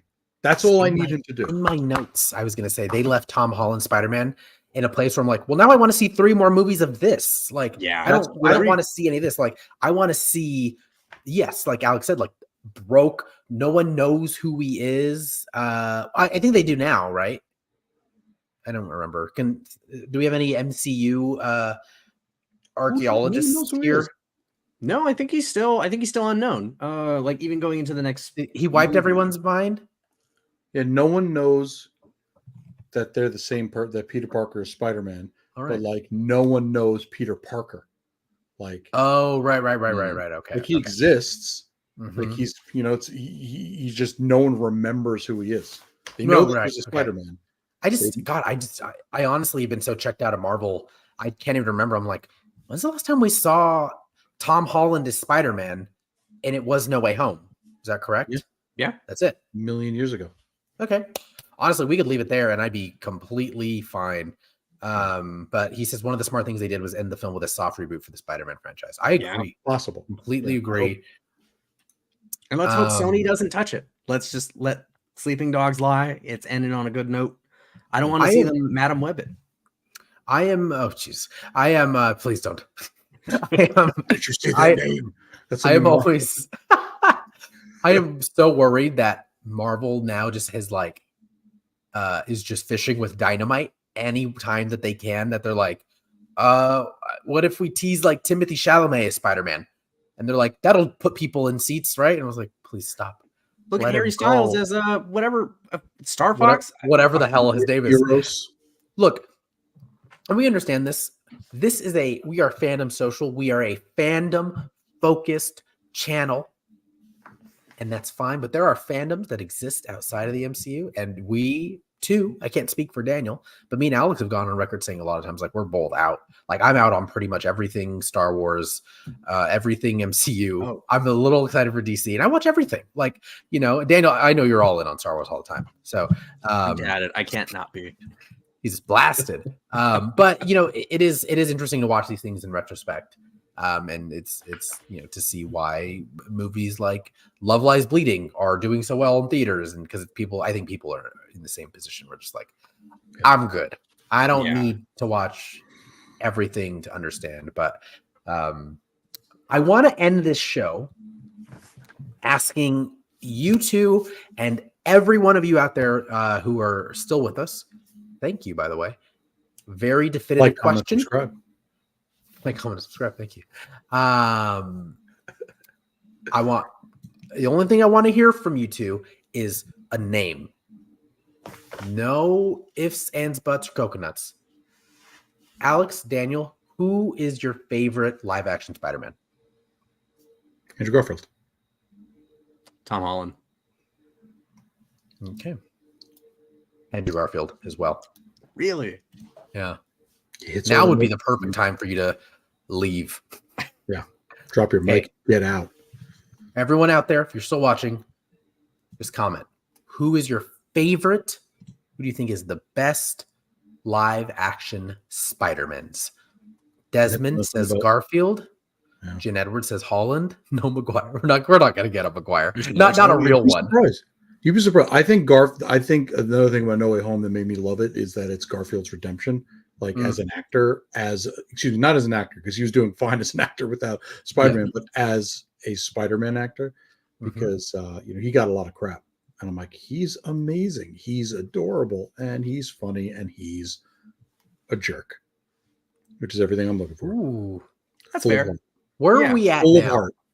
2. We got 2 for Garfield. 3, 4. 1, 2, 3. The Desmonds and the Dwaynes versus the Edwards and the Galganos. Well, I mean, I don't want to mess with Galgano. I might have to change my answer. We didn't even touch on the Japanese TV show, which is. I know Daniel wanted to. He was talking about it before the show. He's so violent, though. That Spider-Man was murderer. Oh yeah, it was just the suit, none of the characteristics. Didn't he have a motorcycle there or something? It was all over the place. Yeah. He like shot people. Yeah, he didn't care. He was blasted. Sideways too. That's how you know it was serious. Are those webs? No, they're hollow points, son. That's an old meme. But yeah, I mean, I think Garfield is just like, I mean, maybe just even watching. I have a little bit of recency bias as well. I just enjoyed him on screen more than I enjoyed like Tobey Maguire for sure, and a lot of Tom Holland, because like Tom Holland's best moments are with other people, and it's like not as Spider-Man to me. And I don't know, I could just have a bias too of being like Amazing Spider-Man was when I was like full on obnoxious comic book reading, and I was like I was just arguing with people because I was trying to be counterculture of being like he is really good. And but yeah, I just think he's great. He's my favorite. As Spider-Man being like my favorite character, my favorite. Doesn't sound like it. You know what I'm saying? Like him being my favorite superhero for very, very specific reasons, which makes me judge all these movies harsher. Right, right is why I love Garfield. And again, I don't even think it's the best version I've ever seen of Spider-Man. I think the new Spider-Man video games, which I recommend everybody play, I would have included those in here because those. Oh yeah, I mean, we didn't even talk about the Into the Spider-Verse or Across the Spider-Verse, which are hands down the best Spider-Man anything. Truly, to me, I'm doing the hands just like you. We're doing the hands, because it's the best jazz hands. But, so. Desmond says, for me, it comes down to who is the best Peter, and Holland's Peter is too influenced by Tony Stark. I agree. But Tony Stark is the worst human being in all of the Marvel universe. We know you don't like billionaires. We've talked about this. Or weapon manufacturers. Or I wanted to say who lie to someone's legal guardian and take them across not only state lines, but transport them illegally and secretively to another foreign country to fight, who, by the way, he's in high school, and to fight a bunch of superpowered adults. Maybe there was another teen on the other. Maybe. Driving the car. Every villain, it was like, man, I wouldn't have done that. Creep. It's pretty reckless. All right, everyone. Well, let's all put away our spider suits. And just want to say thank you guys all so much for hanging out with us, as we wanted this to be a fun, casual show. Honestly, I was like, it's going to go an hour. And of course it didn't, because why would it? Thank you all so much for joining us. Make sure to like, comment, subscribe, hit the notification bell. If you are in the group, feel free to invite your friends, and let's talk about Spider-Mans and pretty much everything that we can. You can find us on X. You can find us on Facebook. We are on TikTok. We're on the YouTubes, which some of you are watching now. And feel free to like and share as much of this content as you guys would like. We seriously appreciate it. We also have content going out all the time now, which is pretty fun, which is pretty cool to say. We've got new movie reviews out. We just did one for Damsel, Spaceman, Arthur the King. We've got Love Lies Bleeding. June? Have we plugged for June? We've done Dune Part 2. Dune Part 2 is out as well. We'd love for you guys to hang out, talk about some of those movies with us in the comments. Let us know. If there's any movies out there that you guys are watching. I'm actually, what time is it? I'm watching Ghostbusters Tonight? at 10:30. Yeah, I'm doing it. I'm excited. Do I go do it? I'm looking at times now. But anyways, continue. Okay, well, you do that. Thank you all so much for joining us. Have a wonderful, wonderful night and weekend. We've got a new episode of our other show that me and Autumn are doing, which is the Oscars Almanac History of the Academy Awards. We are doing the Hollywood musical, the second one, which is the second ever. The Broadway Melody is what it's called. Broadway Melody. That is releasing on Tuesday. So thank you guys so much for your participation and your comments in those. I appreciate it. Desmond says we need to do Roadhouse. Yes, go watch Roadhouse.